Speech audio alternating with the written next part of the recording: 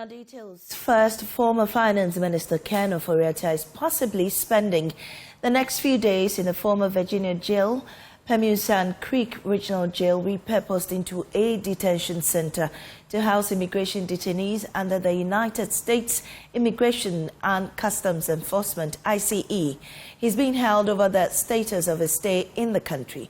His legal team has confirmed that he is cooperating fully with the U.S. immigration authorities while his lawyers work to resolve the matter. Frank Davis is a member of his legal team and explains further. Yes, as we speak, Ken has been detained or picked up in the custody of U.S. immigration and customs enforcement, otherwise popularly known as ICE. Yes, it is a reason because he has a petition which is pending for an adjustment of his status to allow him to remain or continue to stay in the U.S. legally due to the fact that the extent of his visa to remain in the U.S. has lapsed.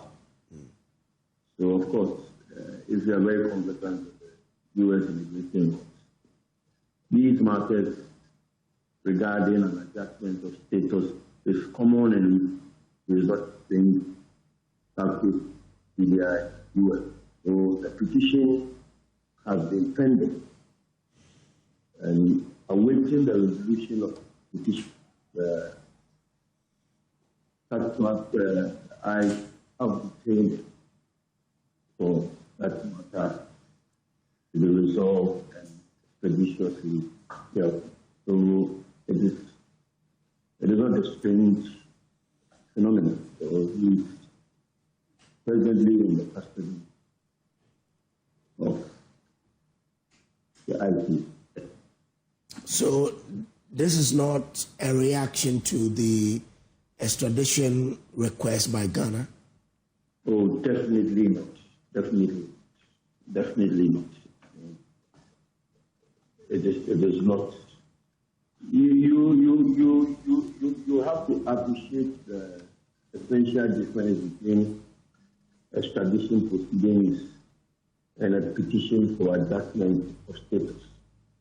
The two are separate and distinct. So it is not in reaction to the extradition that was filed by the government. So we will await the petition of I and move. Definitely, Ken Ofori-Atta is a person of special interest now. So, I mean, what is it that he will be doing, or what is it that he could do there which will not turn into the public domain? So, why? The matter is one of public concern. So we have put it and done what we should as lawyers. Okay. Because last year, some people suggested that his visa will be expiring and therefore Ghana could take advantage and bring him to the country around that time. And we are seeing this and a statement from your team, and that's why we want a clarification. But we're grateful to you for giving us these clarifications, sir. Thank you very much. So I mean, have you heard from the team this morning? How are things going with him? The name is Kodo, eh? Yes, please, sir. You will be the first to know. I need what? You will be the first to know when the situation changes or is resolved, whichever way. You will be the first to know. So don't let us speculate. Meanwhile, the United States government says the deportation of illegal immigrants from U.S. soil remains a priority to President Donald Trump. The caution comes in the wake of the increasing rhetoric by the U.S. president that the country's migration system is being abused by illegal migrants to the U.S. At an earlier news conference on his first visit to Ghana, Deputy Assistant Secretary for West Africa in the United States Department, William B. Stevens, noted that President Trump is keen on deporting persons who abuse the immigration laws of the country. There's more.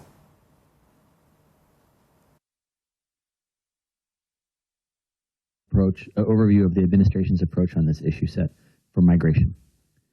I think extradition, all administrations are focused on getting people who are committing crimes in the United States to face trial in the United States and vice versa. And it's something that we have had a long history of working together, and it's even gotten better here in Ghana.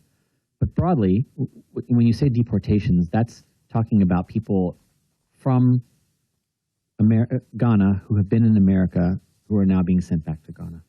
So we're deporting them back home to Ghana. And that is broadly, or any country, right? They've come to our country. They may have violated an immigration law. They've stayed illegally. They may have committed a crime and served their time and now are being sent home because they no longer have valid status as a non-immigrant in the United States. So that's that. Then you have these people who have come to the United States and have abused the migration system, but have, for some reason or another, an inability to go home to their home country. And that is, and then finally we have, and I don't believe this applies in Ghana, but we have people who are coming to the United States to seek refugee status.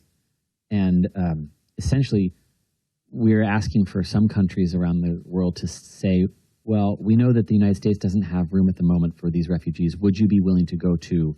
And then we have entered into agreements with countries around the world where people can go as what's called a safe third country agreement, where they can go and say, well, I can't be a refugee in the United States, but perhaps I could go to Malawi. I'm making it up. But, and we believe that some people would say, well, actually, I just really wanted to go to the United States. And we have seen President Trump's made it very clear that people have been abusing our migration system for many, many years, to the point where we have hundreds of thousands, if not millions of people in the United States illegally. And that's what this is about. It's about the president's priority and why we have focused on it around the world in protecting our borders and enforcing our laws. And we're grateful to our partners who have helped us do that. So I'll let Rolf get into specifics on Ghana. So first of all, in terms of numbers of Ghanaians removed from the U.S., I don't know that number offhand. The cooperation on that has been really strong, so we applaud Ghana for that. A lot of countries are, and countries are obligated to take back their own citizens, and so our cooperation on that has been very positive, and we're appreciative of that collaboration. I'm not going to go into lots of details about the third country national agreement. You're welcome to ask the government of Ghana for their perspective on that. What I will say is, in terms of the recognizing the rights of individuals, their own nationals or foreigners, we have full faith and confidence in the government of Ghana's ability to manage properly the situation. And so any issues that have come up, I'm confident they'll be investigated thoroughly and responded to.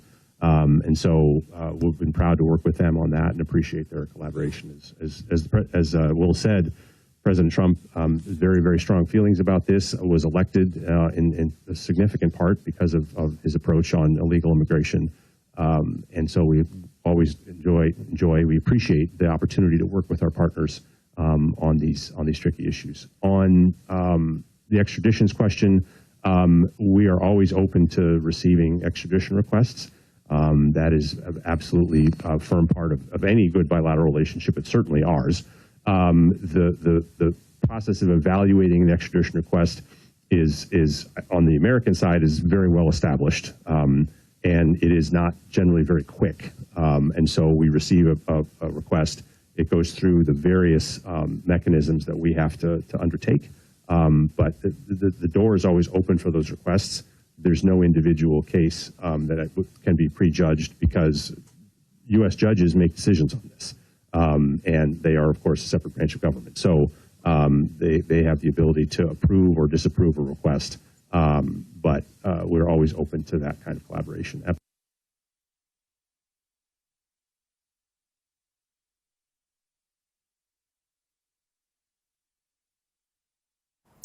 The facility holding Mr. Ofori-Atta, previously known as the Puget Creek Regional Jail, has a capacity of about 336 adult detainees for men and women. The Caroline Detention Facility is one of two major ICE detention centers in Virginia, alongside the Farmville Detention Center. In 2025, both facilities have operated at consistently high occupancy levels, reflecting a broader rise in immigration detentions linked to stricter enforcement measures under Donald Trump. As of November 28, 2025, the Caroline Detention Facility had exceeded its designed capacity.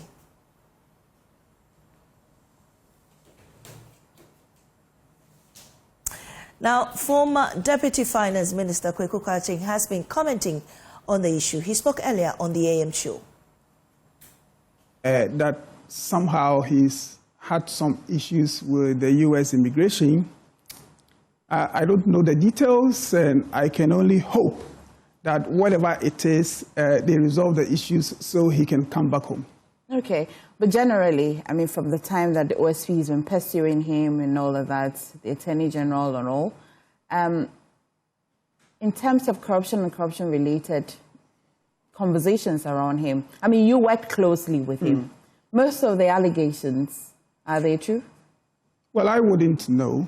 I wouldn't know. But I think what we're all looking to see is that he gets back to the jurisdiction, and then the law will take its course, and if he's innocent, he's pronounced innocent. If he's guilty, then the punishment could be applied. I do not think it is helpful to begin to suggest that he's guilty or innocent until he's gone through the process. But are you surprised of most of the allegations at all?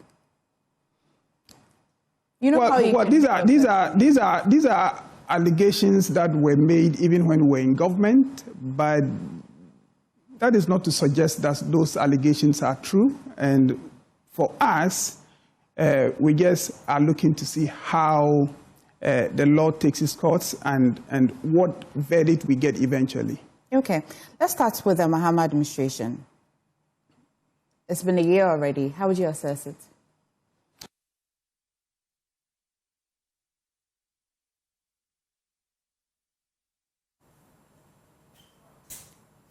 Moving on, Ghana is making headway in its efforts to secure the release of a Ghanaian national held as a prisoner of war in Ukraine. The Minister of Foreign Affairs, Samuel Okudzeto-Ablakwa, announced a few days ago that Ghana has initiated diplomatic engagements with Ukrainian authorities to facilitate the individual's release. The Ghanaian national is reported to have traveled to Moscow, Russia on July 7, 2024, where he allegedly signed a contract to join the 2nd Assault Company of the 71st Motorized Rifle Regiment of the 42nd Motorized Rifle Division. In a post on X, Ukraine's Foreign Minister Andriy Sybiha reaffirmed his invitation to Ghana's Foreign Affairs Minister to visit Ukraine next month for further discussions. He also pledged that Ghanaian diplomats would be granted access to prisoners of war, in line with international humanitarian law. Away from foreign news, the Scholarship Secretariat's debt has ballooned beyond 800 million cedis, raising fresh concerns about the sustainability of government-sponsored scholarships. Education Minister Haruna Idris is pushing for petroleum royalty revenues to be used to offset the growing liability. He believes the proposal will ease pressure on the Secretariat and prevent disruptions to students studying both locally and abroad. The minister spoke during the inauguration of the governing board. Currently, I'm told that the Scholarship Authority is in debt of about 834 million Ghana cedis. That's why I strongly was pushing for earmark funding for the Ghana Scholarship Authority. As successful as I was, I'm sure I'll be back to it some other day. But my argument strongly was that we should dedicate 2.5% of our petroleum royalty revenue to the development of human capital and dedicated to the scholarship authority. Indeed, if we observe your performance over a year, my thought, which I'll share with the President subsequently, would have been to collapse the Ghana Student Loan Trust Fund into the Scholarship Authority and establish a Ghana Scholarship and Bursaries Authority.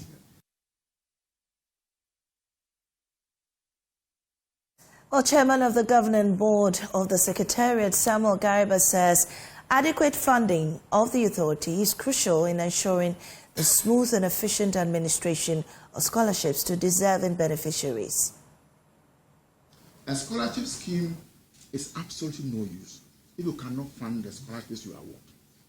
And there's nothing more disheartening to send students abroad, to the US, to the UK, to elsewhere. You can't pay their tuition. Tuitions are far in arrears. Worse still, you can't send them their stipend on which they will eat. The students studying in local universities, if they don't have food, they can come home and eat kenke or TZ or tumpani. When the student goes abroad and you don't send the stipend, how is he going to live? So they become a laughing stock in the streets of the US, in the UK, wherever we send our students. I hope that is not the experience now. But if that is the experience, we need to deal with that. One way of dealing with that is funding, because the administration of scholarships is not heartless to send students and don't send money to them.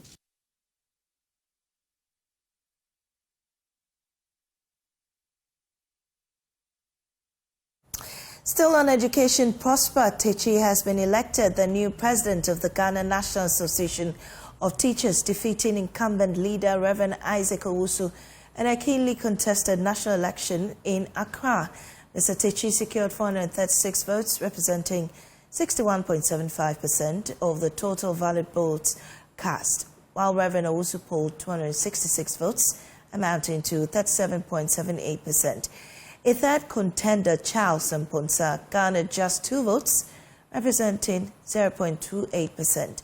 The election took place during NAT's 7th National Delegates Conference at UPSA Auditorium, bringing together teachers and representatives from across the country to choose new national leaders.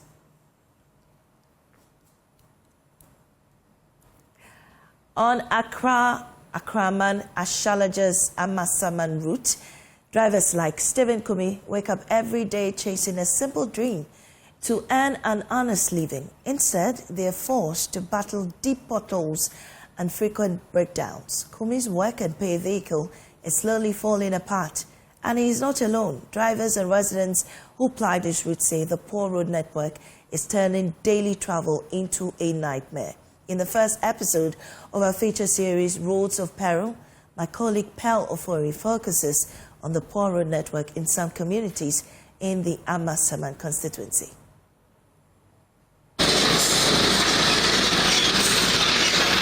It's dusty, uneven, and almost impassable. This is the Amasaman constituency, where large stretches of road remain untarred and have been in this state for years.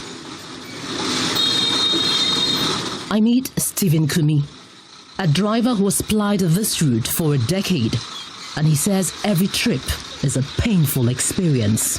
The 50-year-old native of Asaman Kese once hoped to become a teacher, but a lack of funds forced him to abandon school. He later trained as a mechanic before eventually becoming a driver. While he loves his job, the condition of the roads has turned every trip into a struggle. Since from inception, this road has not seen a major transformation or something. Is very, very bad. In the election time, they will come and grade for us. Yes. After that, nobody will come here again. They will pack their tools after election. It's unfortunate. We are pleading with government and our MP, Mr. Senyo, come and look this road for us.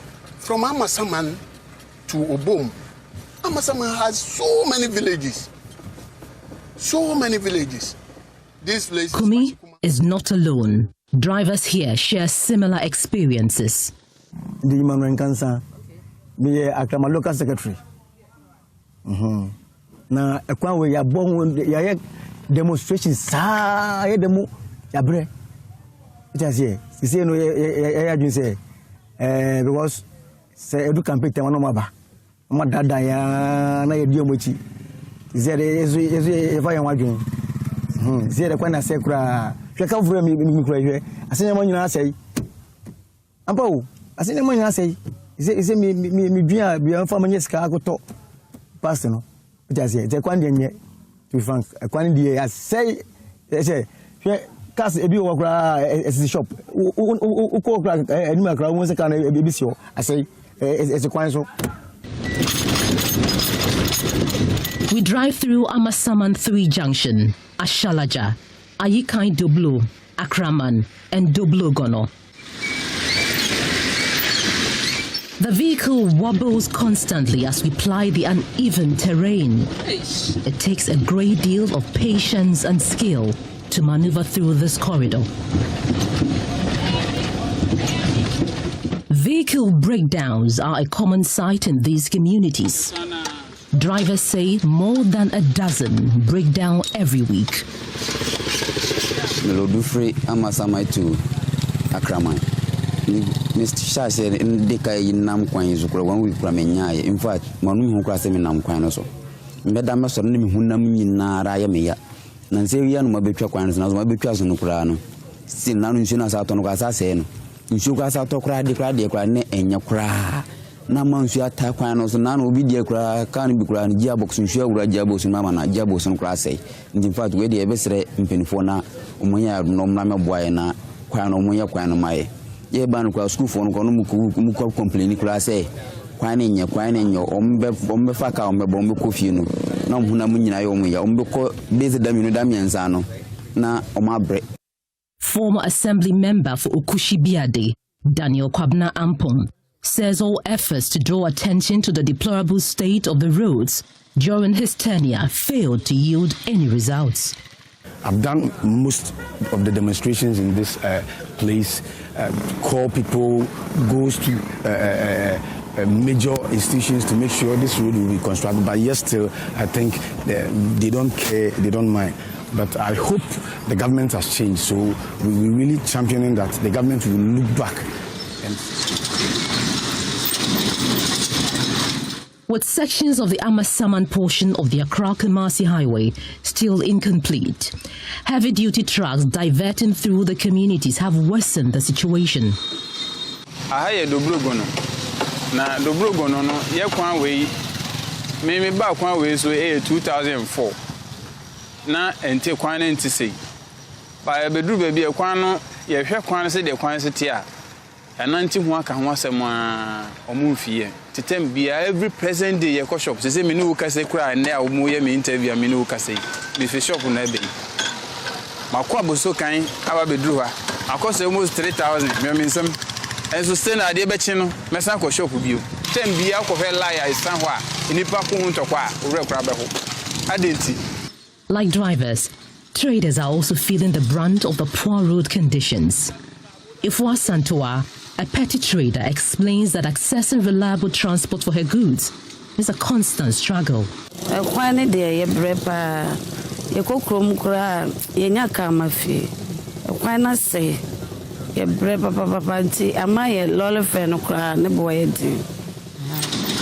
About 100 meters from the Ashalaja Bridge, I meet Janet Inkum.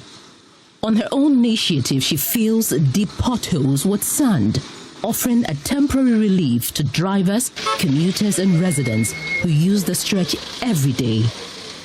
Obia support me that. Obia support me that. Me to be renting house move. Say be drivers ya. Ebi obi twema 1 cedi. Obi twema 5 cedis. Obi ono twema no hwe eduma na meye no net. Eye ne fa. Ebi ono amount 20 cedis. Eno ana me boaboa no kakra kakra. Ama pe bia so. Before leaving, I asked Janet if I could help with the work. Of course, without taking a peswa. Ganwa's Municipal Chief Executive John Desmond Soanai admits that the state of roads in many communities is a cause for concern, but assures residents that measures are being put in place to address the problem. West, as a municipality, we also making efforts to reshape some of the roads by using the drip equipment. But reshaping is not a solution, because when you reshape the road and it rains, it becomes worse.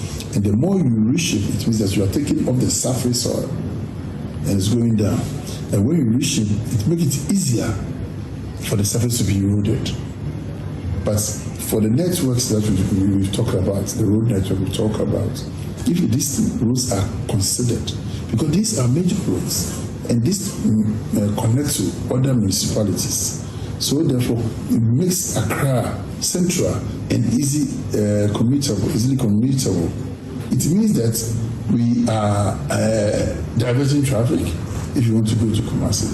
So this is not just for farming purposes, it's also a measure to urbanize the other areas to ease the pressure on Accra.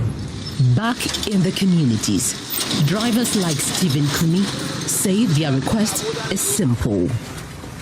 It's a manhole, madam. This is a manhole. It's a manhole. Decent roads that reduce breakdowns and restore dignity to daily travel. For JoyNews, I am Ken Ofori-Atta.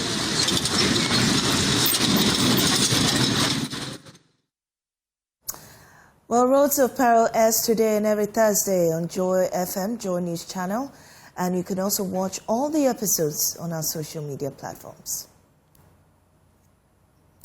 Environment, Science and Technology Minister Emmanuel Kofi Amabua is asking for the expansion of the Mest E-Waste Holding Center beyond Accra, pledging government support for the establishment of similar facilities across all regions to enhance waste management and ensure proper disposal of electronic waste. During a visit to the Accra-based center, Mr. Amabua stressed the importance of a nationwide recycling approach, noting that the success of the Accra model can be replicated in other regions to create jobs, support local scrap dealers, and reduce environmental health hazards. IT, it is very, very obvious to me that we must basically think about making sure we replicate this e-waste center in every region, in fact, ultimately in every district, because this is going to stay with us. I mean, everybody in every village today is trying to use a computer, is trying to have access to all of these systems. How do we dispose of waste? If we don't create the avenues for proper disposal, they will end up in the sea, and the consequences are clear. So that's how important the work you do here is. And I think we have to support you to continue to build the capacity. Well, we've had this support. But ultimately, we as Ghanaians must take the lead and make sure we understand that. Well, team leader of Mest E-Waste Holding Center, Dr. Vincent Tre, wants government to provide guidance and investment support to unlock the sector's economic potential. Let's go. So as I was saying, I think that the potential to create jobs out of this is huge. The potential to give opportunities to scrap dealers is huge. The potential for recyclers is huge. However, we will still need some guidance, we will still need some direction. And this is the direction that the minister is also saying, that we should look beyond just here and then duplicate or do some of these things outside Accra. Let those outside the other Accra also benefit from the system that we are putting here. The incentive is working in Accra. There is potential that it can work in Western region, it can work in Northern region, and that is the potential that the minister is bringing on board. We are still looking for investment. We are looking for industries to build their investment capacities and be able to take up the materials that we are collecting. This is one thing, because once we collect them here, we can't keep them here forever. We need recyclers to recycle them. So we are looking for the investment Your name? to recycle. I'm Dr. Tre. Calls for greater social support for widows and other vulnerable groups have intensified, as many widows say the loss of a spouse comes with a struggle to provide basic needs for their families. Some widows are pleading with government to extend regular financial assistance, insurance coverage, and periodic relief items to help cushion them. Their calls were made at an event by private contractor Emmanuel Abuaje to extend relief to more than 5,000 widows and vulnerable persons in Kumasi. Here's a report. Many widows in the country struggle to provide the basic needs of their families when they lose their spouses.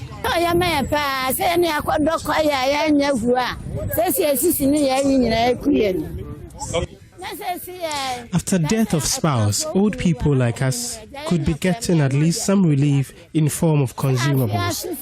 It could come in form of what we are witnessing today, or maybe a social support system to provide funds for us every month.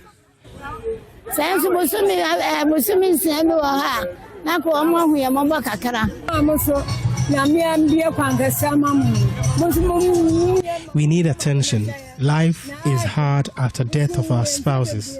Many years of struggling, and my children are also sick and not working. I can only bank my hope on other people's benevolence.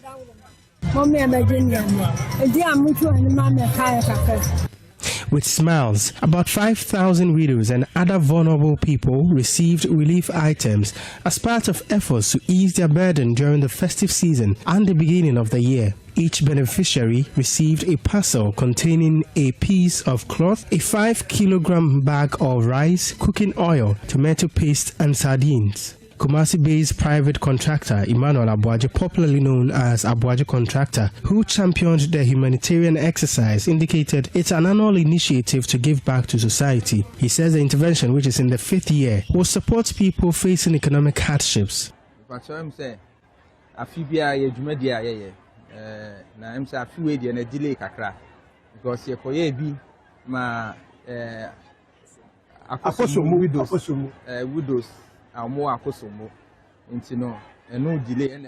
We do this every year. We have already done it at Akosombo. The goal is to put smiles on the faces of men and women who are enduring widowhood and have to struggle to meet ends. Normally, I feel so much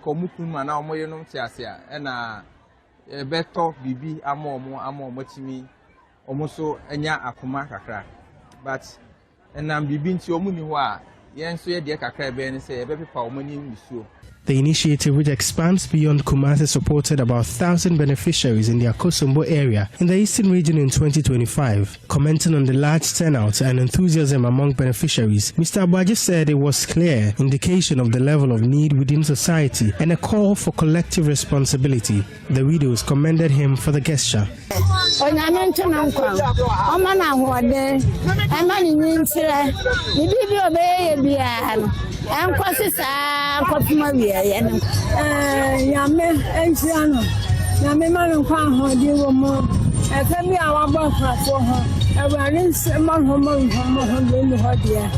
For Joy News, my name is Clinton Yabwa.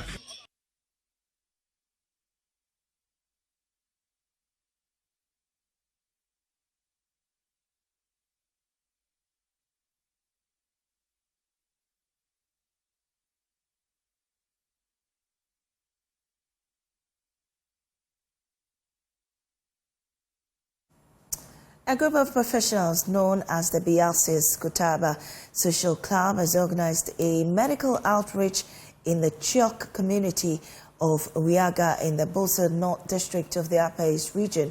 The initiative, which targeted residents who often could not afford a medical care, so 441 patients received critical care and 71 individuals with surgical conditions booked for crucial operations. The Bialsis Gurutaba Social Club began as a circle of friends who often met for socialization. The group's name is a humorous reference to a public perception at the time that its members were bad boys with little future. Bialsis Gurutaba translates bad boys in quotes who are there for each other. More than 20 years on, the club has grown to more than 50 professionals working in medicine, information technology, business, politics, and other fields, both within and outside Ghana. Its mission has also expanded from social engagement to community development, leveraging the members' diverse expertise to support underserved communities. The medical outreach was conducted in Chiok, a community in the Bulsa North district where 2 club members hail from. John Asana is the president of the Biyalsis Gurutaba Social Club. What we normally do is that we select a place, a deprived area where members come from. So today in Chiok, we are here because 2 of our members come from this community. So we have come to also give back to them in terms of support. Last year, actually, we didn't have a medical outreach, but we gave a donation to the pediatric ward of the regional hospital. The medical outreach was supported by oil marketing company Goil PLC, Enswell Pharmacy, and other sponsors. Medical staff conducted assessments of the Chiok community members and provided essential care. Dr. Lawrence Kankpeying, a member of the club and physician who attended to patients, revealed that the event addressed a range of medical conditions, including several surgical cases.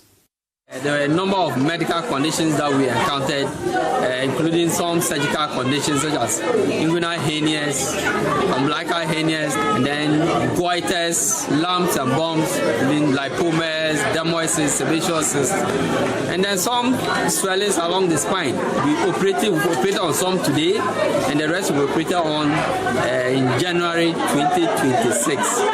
In all these surgeries and medications we are given in this outreach is free.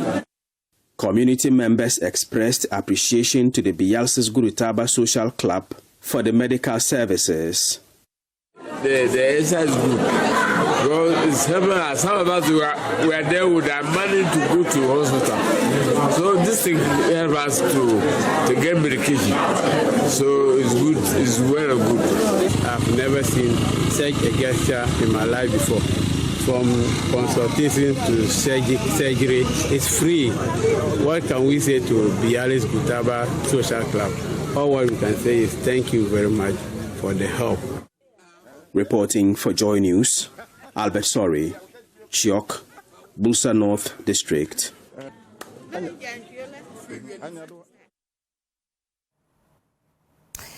You're still watching JoyNews Desk. Business is up next after this break.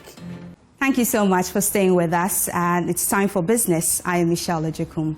Now let's settle for our very first story. Now, Ghana's small retail businesses are feeling the squeeze as higher costs meet shrinking consumer spending. From Malata to Nima Junction, traders say January sales have slowed sharply after Christmas, with many customers buying less, delaying payments, or cutting back altogether. Rosila Calistego has more in this report. Several markets in Accra, traders say there's simply no money in the system. Even as prices of goods rise due to transport and utility costs, customer spending has failed to keep pace, forcing businesses to rethink how they price and sell. At Malata, beverage traders Maridi and Al Hassan say demand has dropped significantly despite pricing adjustments aimed at attracting bulk buyers. For now, it's very slow. It's not like the way we used to know it. We are mainly on wholesale, only wholesale. We don't do retail. So because of that, people are patronizing because of the price. I think the government should let money flow in the country, as the others are complaining that they don't pay them. Like the workers, some of the workers are complaining they don't pay them. Oh, it's been very, very bad as compared to the previous years. Since it's not been coming. This festive season is so somehow better than the previous, like the normal days.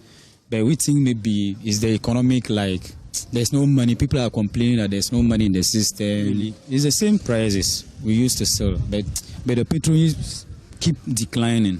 So we just hope that maybe in the future things will maybe change. The slowdown is also affecting local government revenue collection. According to Amos, a revenue collector at Malata, traders are struggling to meet their daily obligations on time. The market is slow, so at times I go around for the money. They find it difficult to pay for me, but usually they pay. but they don't pay it on time. Oh, things will change because some of them have travel, so they will come. They can reach the market to rise again. For Doris, January is a familiar dry season. With many households still using items bought during Christmas, customer visits have reduced, forcing sellers to rely on personal relationships to stay afloat. As compared to the Christmas, I can say it was better done this time. And because people buy their things already and now they are using it in the house, so maybe they will come after some time. But as I've been calling my customers and asking them, some of them, if I call them, they will ask you to bring some. Some of them, if you call them, they will say they have some, so if they need that, they will call you. Food sellers are dealing with a different challenge. Mercy, who sells kelewele, say plantain scarcity caused by galamsey has made pricing difficult even during the planting season. Nibiana season or your Ramadan season. Shamadan ba edaka keshipon fite. Even though it is plantain season, plantain is still scarce because farmlands have been destroyed by galamsey. Customers assume plantain is available and expect more than their money. Some people come with 5 cedis and expect a large portion, which is no longer possible. When I go to buy plantain, I still get the same small quantity as during the off-season. This makes business difficult because plantain is expensive and selling cheaply would lead to losses. If na ka be wonu ohon ne won bonyomo ka oba no ba he ne ekun baby no ska e share me na sa no o hele. As traders navigate rising costs, weak demand, and post-Christmas fatigue, many say survival now depends on price flexibility, customer loyalty, and hope for an economic rebound. Rosla Calistego's report for Joy Business, read to you. Now, the cost of borrowing and interest paid on existing loans could decline marginally from today, following a reduction in the Ghana reference rate. Now, the key benchmark used by banks to set lending rates dropped to 15.6% for January. There's more details in the following report. In December last year, the Ghana reference rate, which acts as a benchmark for the determination of interest rates charged by commercial banks, stood at 15.9%. This was coming after the Bank of Ghana cut its policy rate to 18% and Treasury bills rate going down marginally last year.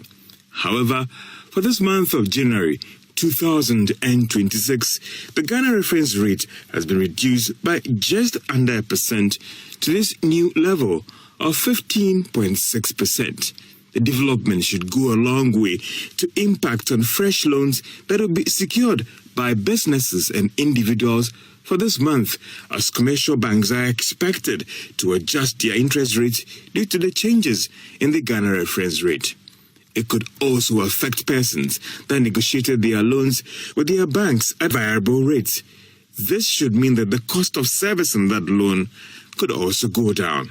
However, individuals that negotiated their loans at the fixed rate may not witness any changes or review when it comes to the cost of servicing that loan. The commercial banks have also indicated that they will move fast to adjust their interest rates once the Ghana reference rate is reviewed downwards.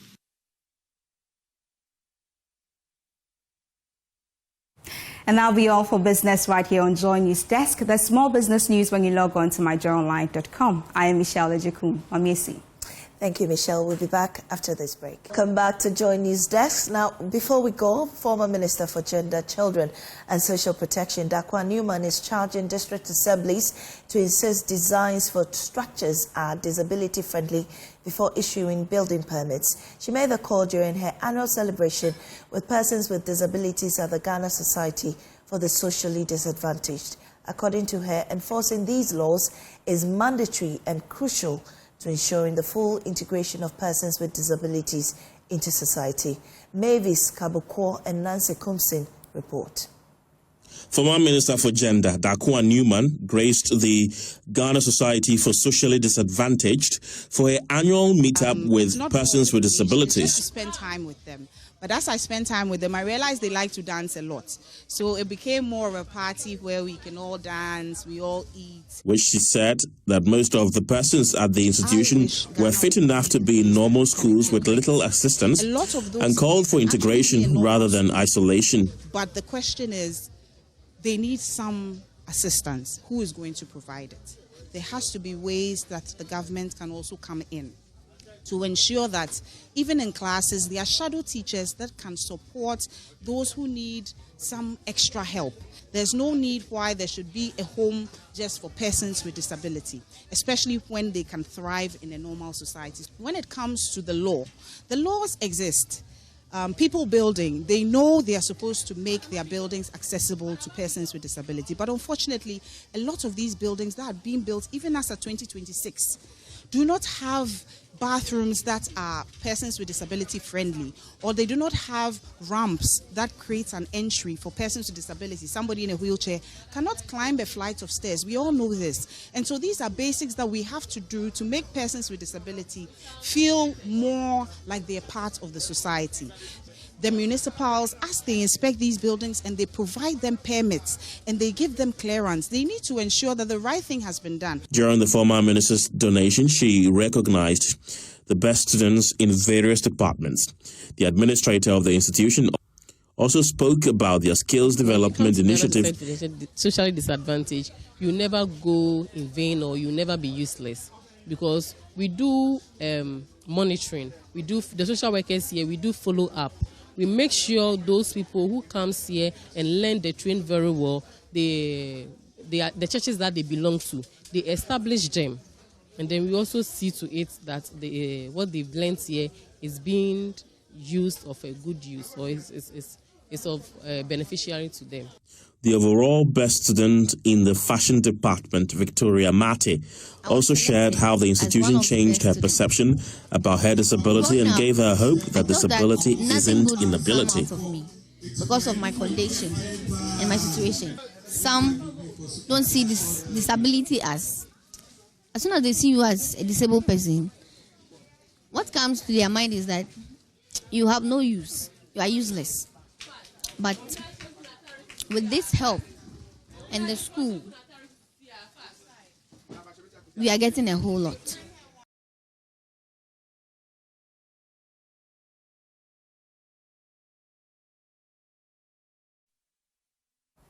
Well, that'll be all for today's edition of JoyNews Desk. Thanks for watching. There's more news on myjoyonline.com.